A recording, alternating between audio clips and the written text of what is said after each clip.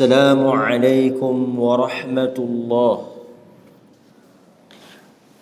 الحمد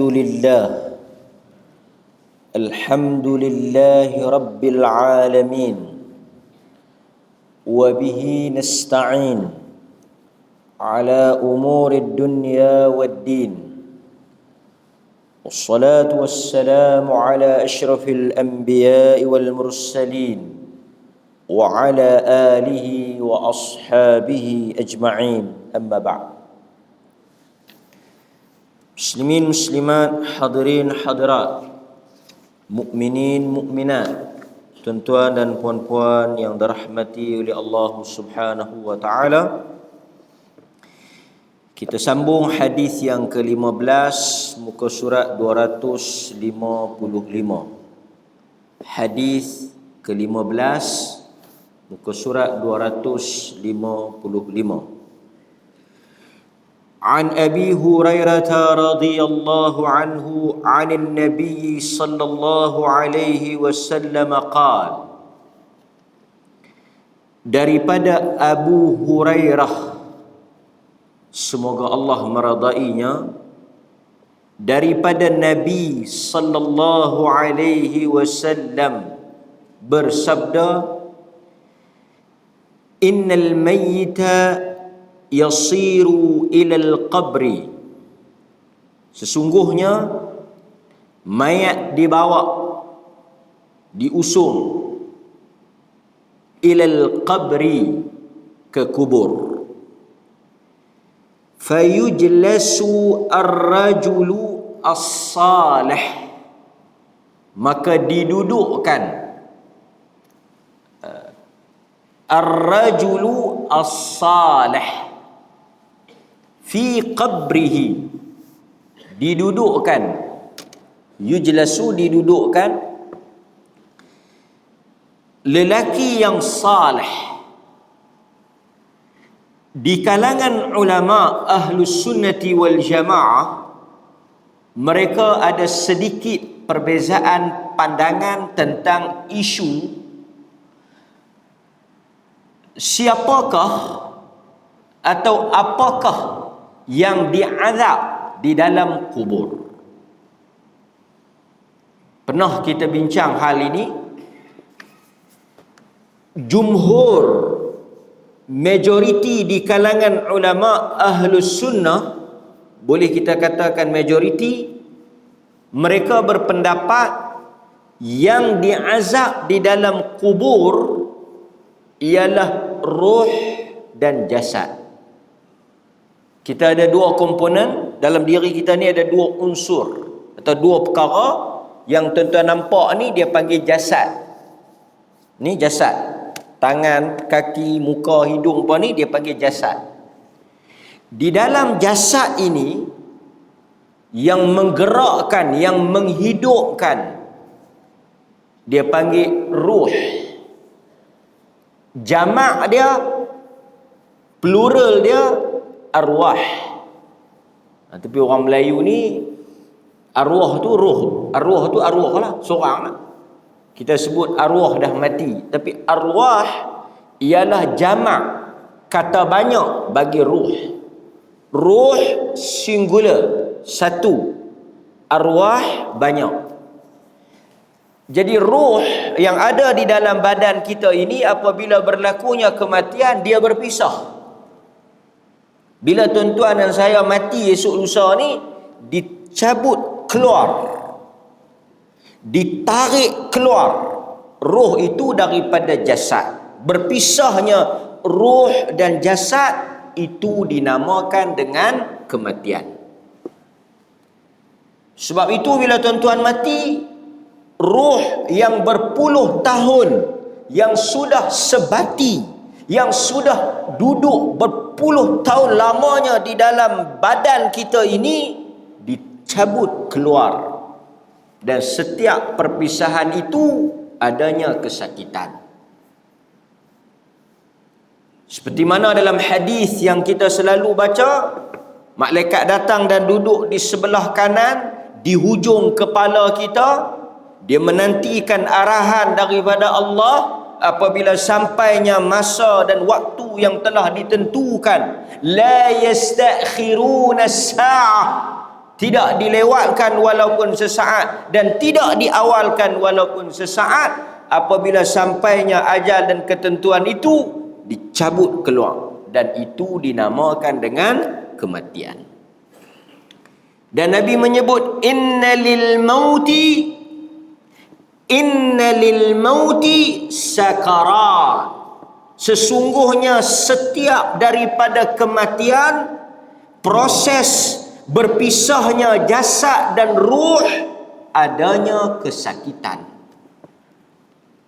Jadi mati ni sesuatu yang menyakitkan, sehingga akan ada riwayat seorang lelaki yang sudah meninggal dunia 100 tahun.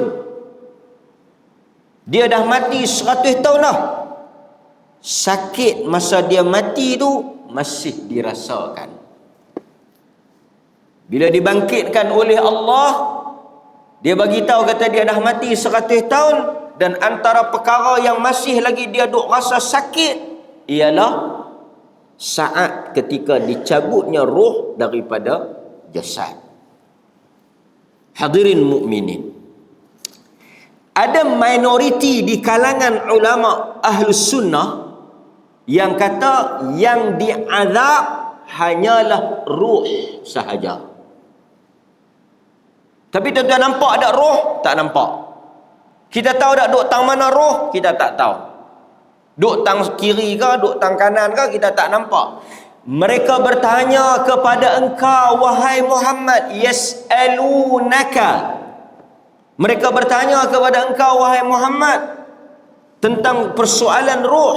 Katakanlah urusan ruh ialah urusan Tuhan.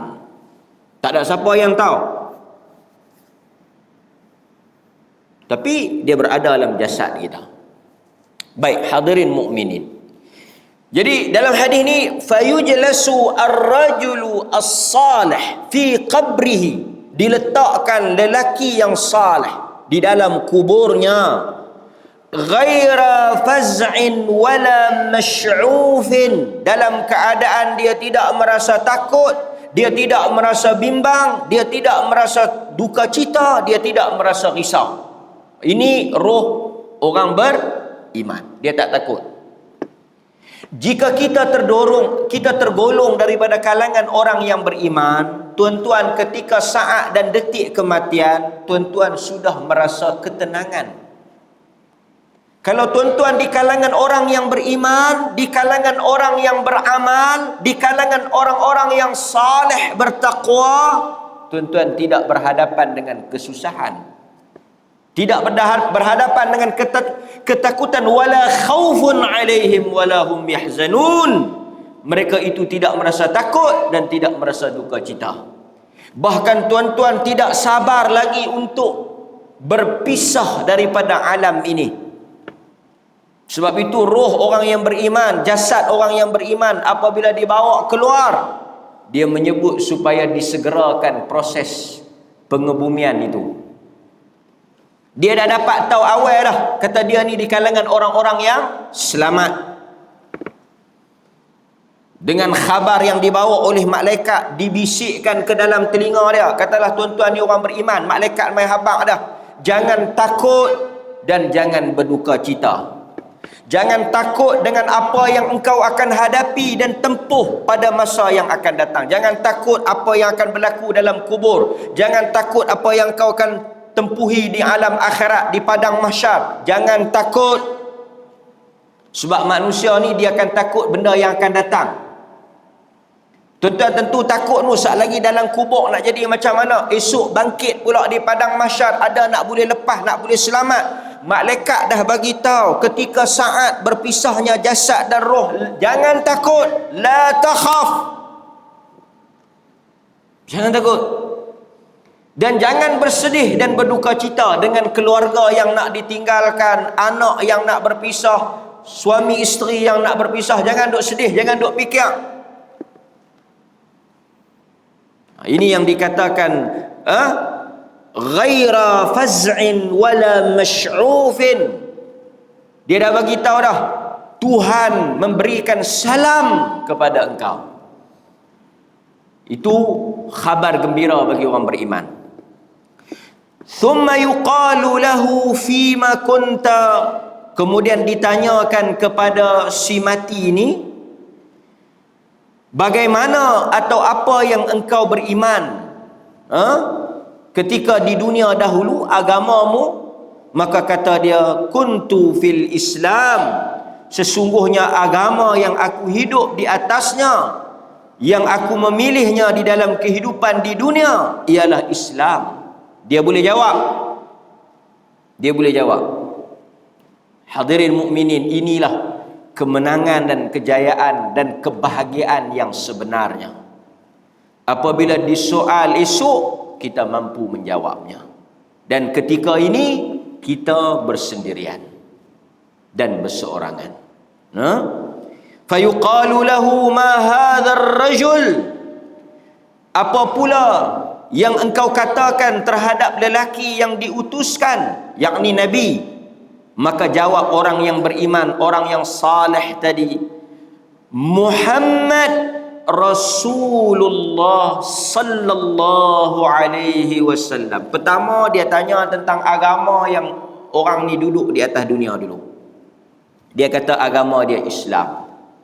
Kemudian dia tanya tentang Nabi, adakah engkau beriman dengan Nabi? Adakah engkau percaya dengan Nabi? Adakah engkau menerima ajaran yang dibawa oleh Nabi? Dia kata Muhammad Rasulullah. Aku beriman bahawa Muhammad itu utusan Allah. Selesai. Ja'ana bil bayyinati min indillah. Muhammad itu membawa keterangan-keterangan daripada sisi Allah. Fasaddaqnahu, dan kami membenarkan apa yang dibawa oleh Muhammad. Fayuqalu lahu hal ra'aita Allah fayaqul ma yanbaghi li ahadin an yara Allah fayufraju lahu farjatun qibala an-nar fayanzuru ilayha yahtimu ba'daha ba'da fayuqalu lahu unzur ila ma waqaka Allah. Kemudian dikatakan kepadanya, adakah engkau melihat Allah? Dia menjawab, tidak ada orang yang mampu melihat Allah. Ini sebelum dia masuk ke dalam syurga. Manusia di dunia tak boleh melihat Allah. Sebab itu tuan-tuan, ketika Nabi Mi'raj naik ke langit, ada orang kata Tok Wali Mi'raj jumpa Allah 70 kali sehari. Cerita-cerita mengarut macam ni kita boleh dengar tapi tak boleh percaya. Dengar boleh, percaya jangan.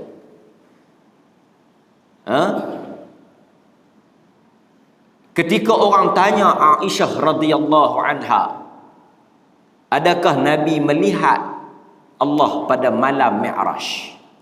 Ketika Nabi naik ke langit bertemu dengan Allah di Sidratul Muntaha, di langit yang ketujuh, orang tanya Aisyah, adakah Nabi melihat Tuhan pada malam itu?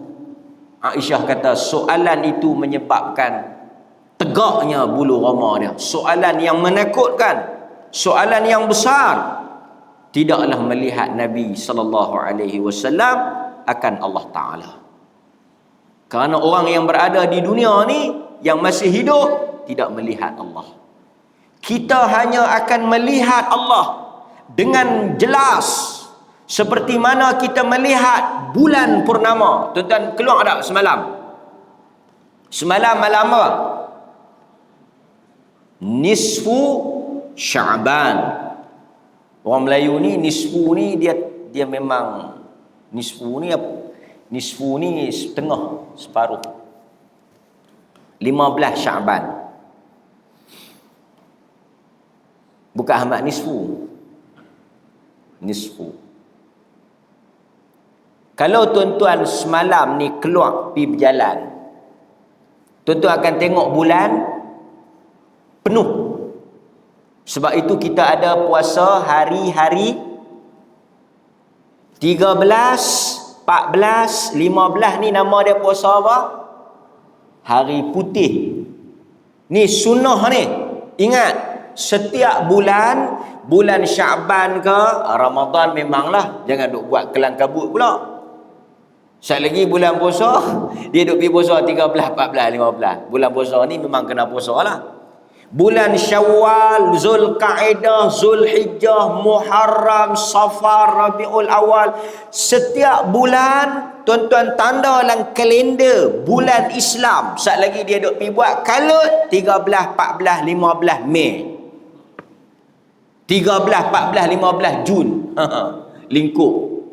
13, 14, 15 apa? Syawal. Yang ni dia panggil puasa hari putih. Kerana bulan penuh, bulan purnama, tuan-tuan akan keluar tengok bulan penuh, putih, cerah. Quran kata, Quran sebut ila rabbiha nadhirah. Nabi kata kamu akan melihat Tuhan kamu. Kita akan melihat wajah Allah pada hari akhirat. Apabila kita masuk ke dalam syurga, kita akan melihat Allah seperti mana kita melihat bulan purnama. Jelas. Nikmat yang paling besar, nikmat yang paling agung bagi orang yang masuk ke dalam syurga ialah melihat Allah. Di sisi ahli sunnah, kita akan melihat Allah. Itu nikmat yang paling besar. Quran menyebut hal itu. Sesiapa yang tidak beriman dengan melihat Allah, dia telah menafikan Quran. Kita akan melihat macam mana wajah Allah, sifat Allah, bentuk Allah, zat Allah, itu kita tak tahu. Sebab Allah bagi tahu laisa kamithlihi syai'. Tuhan tak sama dengan makhluk. Macam mana wajah Tuhan, macam mana sifat Tuhan, zat Tuhan, kita kata tak sama dengan makhluk. Habis, cukup. Beriman, sudah. Tak payah kita duk fikir pelik-pelik. Sat lagi yang duk fikir, duk cari Tuhan. Man arafa nafsah faqad arafa rabbah. Siapa yang kenal diri dia, dia akan kenal Tuhan dia. Awwaludin, ni semua geng-geng hok mengaji tarikat ni, awwaludin ma'rifatullah. Awal agama itu mengenal Allah. Ni semua hadis yang palsu.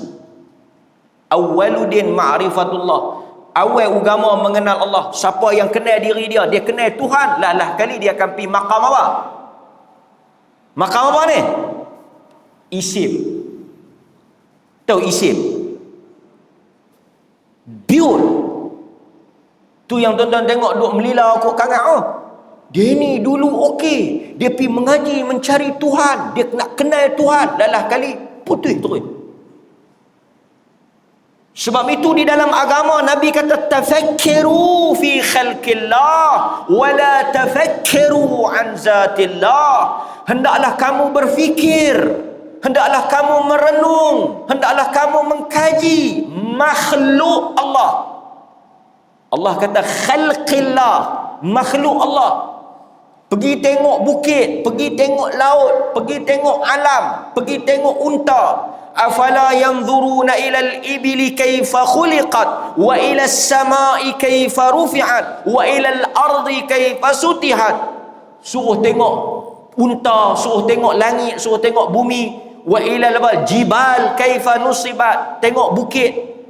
Hak ni Tuhan suruh. Tapi Nabi kata wala tafakkaru, jangan hampa duk fikir zat Allah. Duduk fikir Tuhan macam mana? Kan? Tuhan tu ada arah ke tak ada arah? Tuhan tu di mana? Ini bukan urusan kita. Yang pentingnya kita beriman Allah itu wujud.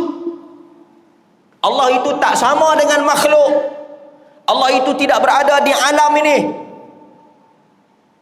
Allah tidak memerlukan makhluk. Cukup. Takat mana Nabi habang sudah. Dia duk fikir macam mana kita nak nampak Allah. Kalau kita dia duk ni dia duk fikir. Kalau kita tengok Allah, artinya Allah duk depan. Kalau Allah duduk depan, artinya Allah ada arah. Ada depan, ada belakang, ada kiri, ada kanan. Dia pergi fikir.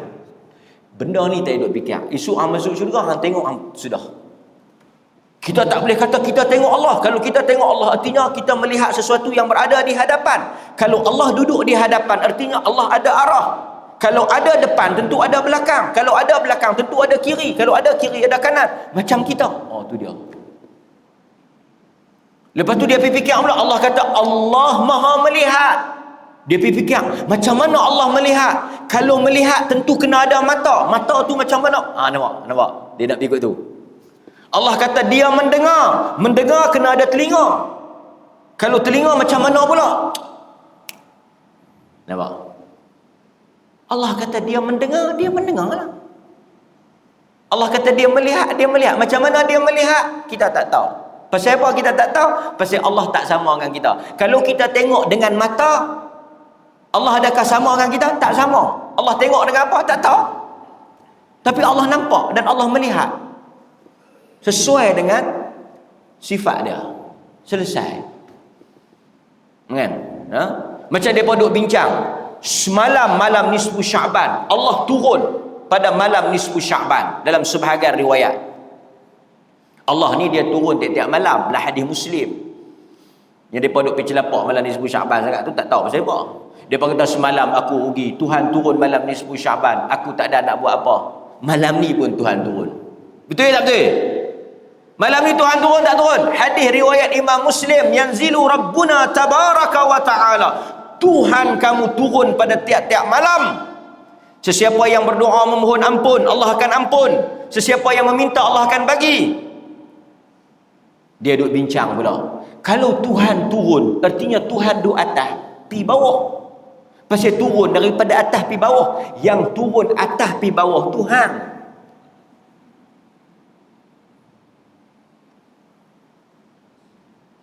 Lepas tu dia bincang pula. Dia kata kalau malam di Malaysia, siang di London, Allah turun di Malaysia, bila pula Allah turun di London? Tu dia. Macam malam Lailatul Qadar. Okey, dia kata kalau kita tak ada malam Lailatul Qadar di Malaysia, kita pergi Lailatul Qadar di London. Pasal apa? Pasal yang terlepas tu malam Malaysia, malam London tak lepas lagi. Dia kata kalau malaikat Jibril turun di Malaysia, saat lagi dia nak turun tak di London? Dan tak dan. Pasal apa dia kira dan tak dan? Pasal dia fikir dia tu. Macam mereka tanya kita lah, kalau malaikat maut mencabut nyawa orang guak gajah, dan tak dia nak lari pergi kangap, ambil pula seorang lagi. Lah nak langgar trafik light, tu yang kita lewat tu, nak langgar trafik light. Dulu ada malaikat kita langgar juga. Lah ada malaikat kita tak boleh langgar pasal ada apa kamera. Punyalah takut kamera lebih pada malaikat. Kalau malaikat ambil nyawa tuan-tuan, dia nak pergi ke kangak dan tak dan? Berapa minit daripada guak gajah pergi kangak? 5 minit. Main-main kat kawan tu minta maaf, patut hang 4.5, lewat sikit 5 minit. Kawan hok tarik tadi susah, lambat. Duk bajet dalam 10 minit jadi sampai setengah jam. Itu kita. Apabila kita memikirkan malaikat macam kita, memikirkan Tuhan macam kita, jam. Itu bukan urusan kita. Pasal itu bila tuan-tuan sekali lagi kita akan cerita tentang roh ni. Pagi ni tajuk roh.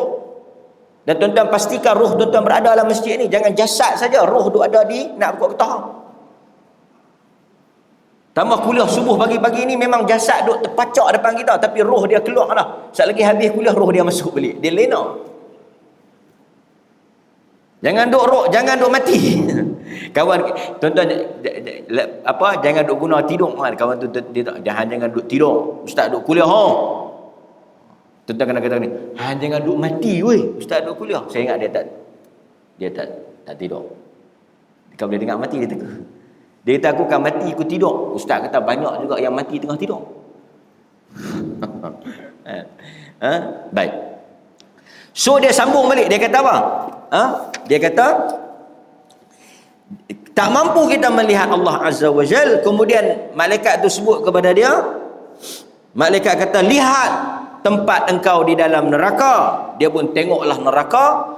Waqakallah, Allah Ta'ala telah menyelamatkan engkau daripada tempat tersebut.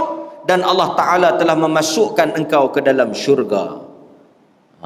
Ini di antara nikmat apa dia? Kubur. Setelah selesai kita jawab soalan esok, setelah lulus jawapan-jawapan yang kita bagi, setelah kita selesai fitnah kubur, Allah Ta'ala akan tukar kepada kita daripada neraka pergi jadi syurga. Dibuka singkap. Kita tak masuk lagi tuan-tuan. Kita dah sebut dulu, kita duduk di alam barzakh. Bila tuan-tuan mati, roh tuan-tuan duduk di alam barzakh. Tuan-tuan tak pergi lagi ke alam akhirat. Dibuka untuk tuan-tuan melihat syurga. Tuan-tuan dah nampak syurga tu, cuma tunggu tak masuk lagi ya. Itu antara nikmat ahli syurga. Okey, kita nak ulas sikit. Kita berhenti takat tu, tapi kita nak ulas sikit. Nanti kita sambung bahagian yang kedua. Cuma kita nak ulas sikit beberapa perkara yang berhubung dengan roh tadi. Baik, satu kita dah sebut. Kalau orang tanya pada tuan-tuan, yang diazab itu adakah roh dan jasad? Berlaku perbezaan. Dan kedua-duanya tak ada masalah. Kalau siapa yang dia nak pegang roh dengan jasad, artinya Allah Ta'ala masukkan balik roh ke dalam jasad dan diazab. Maksudnya yang kena pukul, yang kena seksa tu, jasad dia pun kena, juga tidak ada masalah. Kerana ada ayat-ayat yang menyebut hal itu. Kalau dia nak percaya jasad dah tak ada dah, yang diazab itu roh pun termasuk di kalangan ahli sunnah wal jamaah. Baik. Tuan-tuan kalau tengok dalam Yasin ayat 78 dan 79. Tuan-tuan kalau tengok dalam Yasin ayat 78 dan 79. Saya baca terjemahan dia untuk nak ringkaskan masa kerana ada beberapa poin lagi kita nak sebut.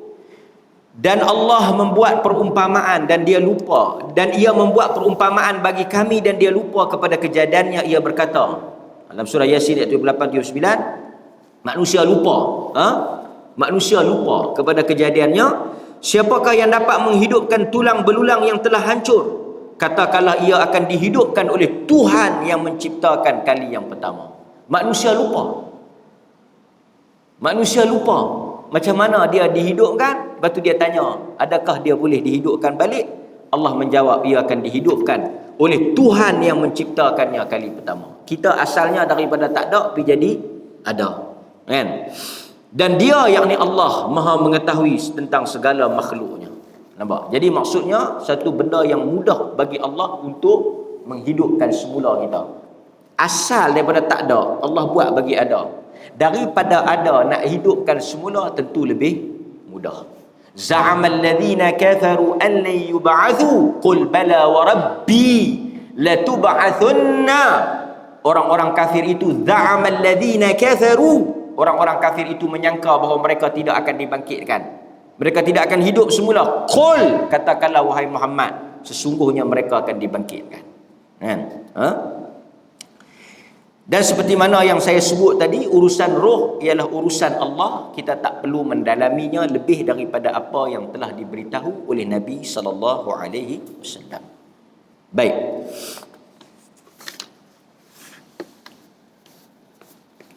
Apa yang saya nak kongsi juga, roh ni apabila dia telah mati, apabila dia telah mati, dia tak boleh balik ke dunia.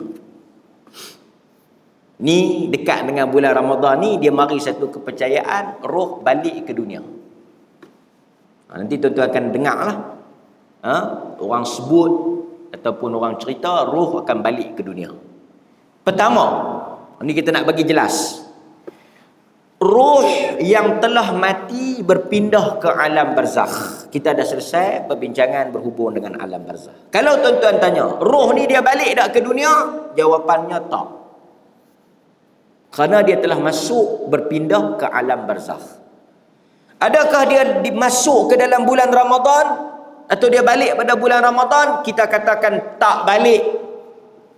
Tidak ada nas yang menyebut bahawa mereka pulang ke dunia pada bulan Ramadan. Kita duk dengar kata jaga-jaga ni, baca Quran elok-elok ni, pak mak yang mati esok ni nak balik mai bulan puasa. Macam saya selalu kata lah, tak payahlah balik bulan puasa, baik balik raya.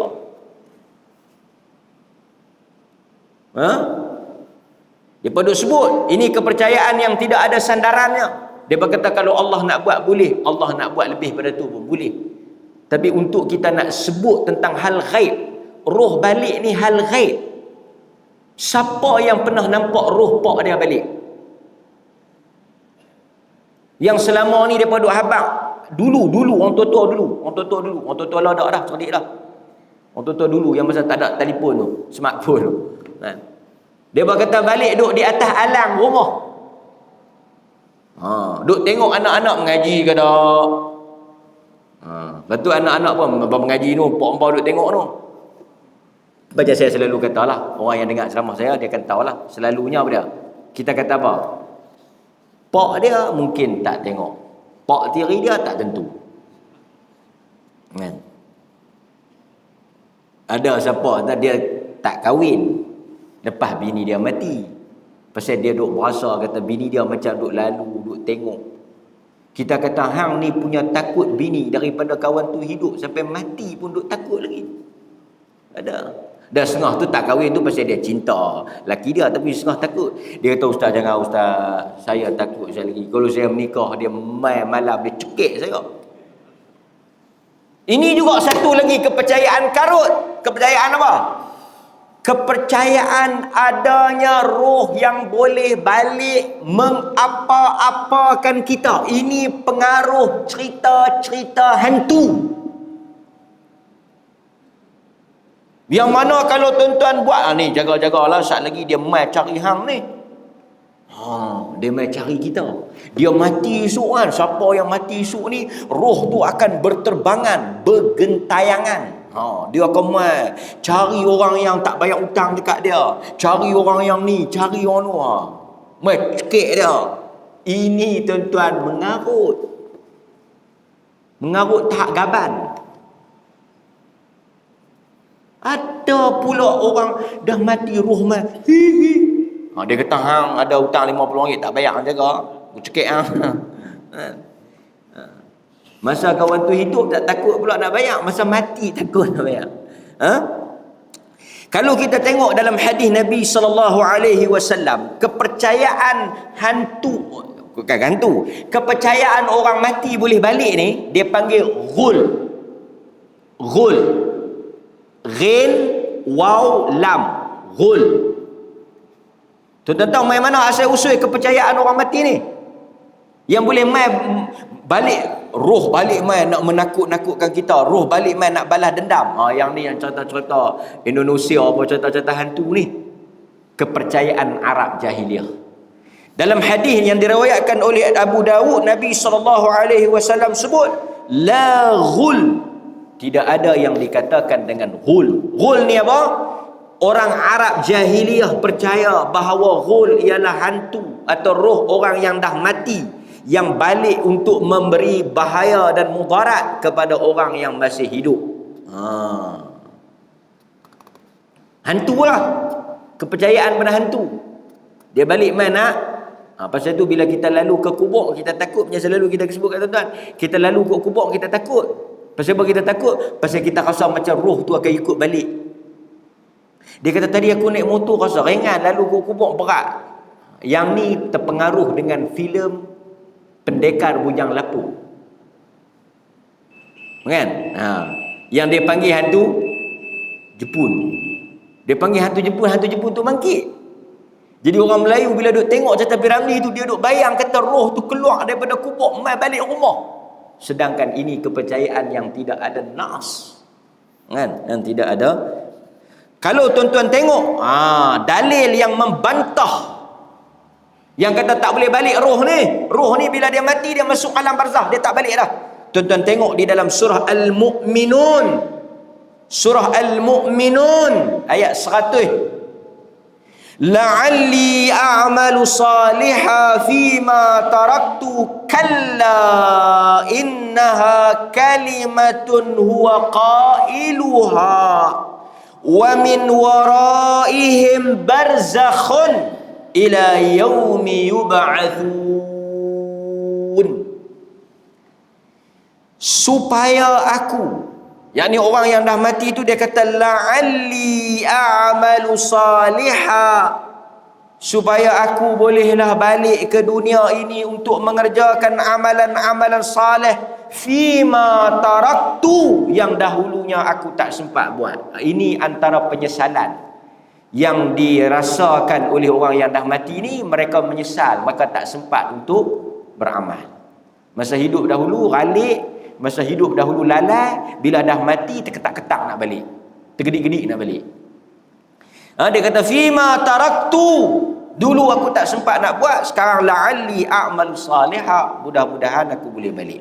Surah Al-Mu'minun ayat 100. Kemudian Allah kata kalla, tidak, kalla, sesekali tidak, innaha kalimatun huwa qailuha, itu ialah harapan, perkataan yang nak balik ke dunia, yang berharap boleh balik ke dunia, itu perkataan yang sia-sia, harapan yang tak mungkin dapat ditunaikan. Laula akhartani ila ajalin qarib, kalaulah boleh dilambatkan walau sesaat, dia nak balik ke dunia, kan?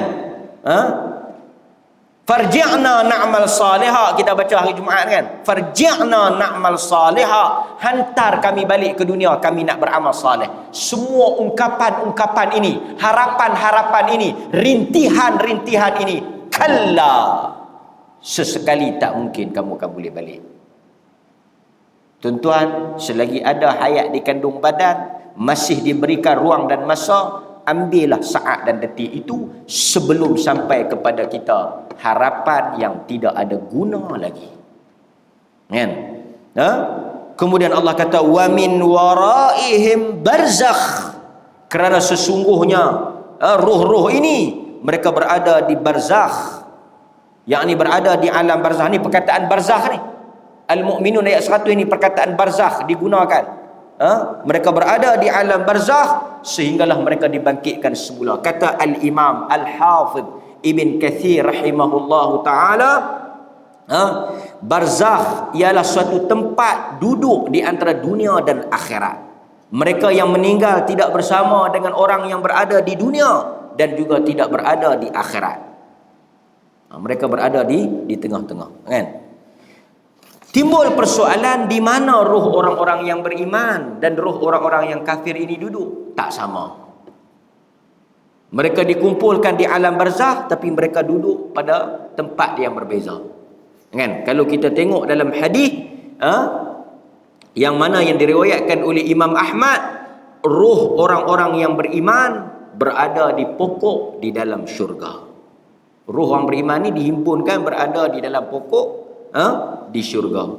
Ada juga roh yang berada di dalam mulut burung, boleh terbang ke sana dan ke sini. Adapun dakwaan yang mengatakan roh orang beriman berada di dalam telaga Zam-Zam, dikumpulkan di dalam telaga Zam-Zam, riwayat yang tidak sahih, kan? Wallahu ta'ala a'lam. Baik.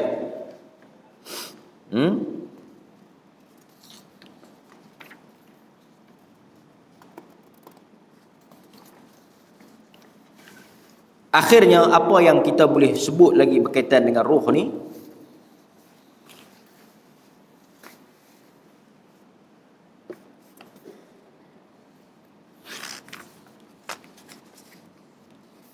Apa yang disebut di dalam riwayat Imam Ahmad, di dalam musnadnya daripada Muhammad bin Abdullah bin Jahsh radhiyallahu anhuma, anna rajulan jaa ila an-nabi sallallahu alaihi wasallam faqala ya Rasulullah mali in qutiltu fi sabilillah, qala al-jannah, falamma walla qala illa ad-dain sarrani bihi Jibril anifan. Hadis ini diriwayatkan oleh Imam Ahmad dan dinilai sahih oleh para ulama. Antaranya, maksud hadis ni, telah datang seorang lelaki bertemu dengan Nabi sallallahu alaihi wasallam. Lalu dia bertanya kepada Nabi. Dia kata, sekiranya aku terkorban di dalam medan jihad, berperang di jalan Allah, di manakah aku akan berada? Lalu dijawab oleh Nabi bahawa dia akan berada di dalam syurga, yakni roh dia. Roh dia akan diletakkan di dalam syurga, tapi dia tak masuk lagi dalam syurga, kan? Falamma walla, kemudian apabila dia nak balik, setelah dia dapat jawapan, dia nak balik, Nabi SAW panggil dia dan Nabi kata, illa dain, orang yang mati di jalan Allah, mati jihad, mati berperang ni, mereka akan masuk ke dalam syurga. Yakni roh mereka akan diletakkan macam kita baca ni di pokok bergantungan di dalam syurga. Roh mereka. Maksud itu dia tak sama dengan roh orang yang tak beriman. Kecuali orang yang berhutang. Kecuali orang yang berhutang. Kerana Jibril alaihi salam memberitahu kepada aku bahawa orang yang berhutang ni terhalang daripada menerima balasan di sisi Allah. Itu yang bermaksud tergantung tu. Jadi orang yang berhutang ni dia terhalang daripada mendapat balasan daripada Allah Subhanahu wa taala. Manakala roh orang yang tidak beriman, dia berada dalam neraka. Seperti mana dalam hadis, yang mana Nabi SAW ditanya tentang seorang lelaki yang juga berperang dan dia mati dalam perang.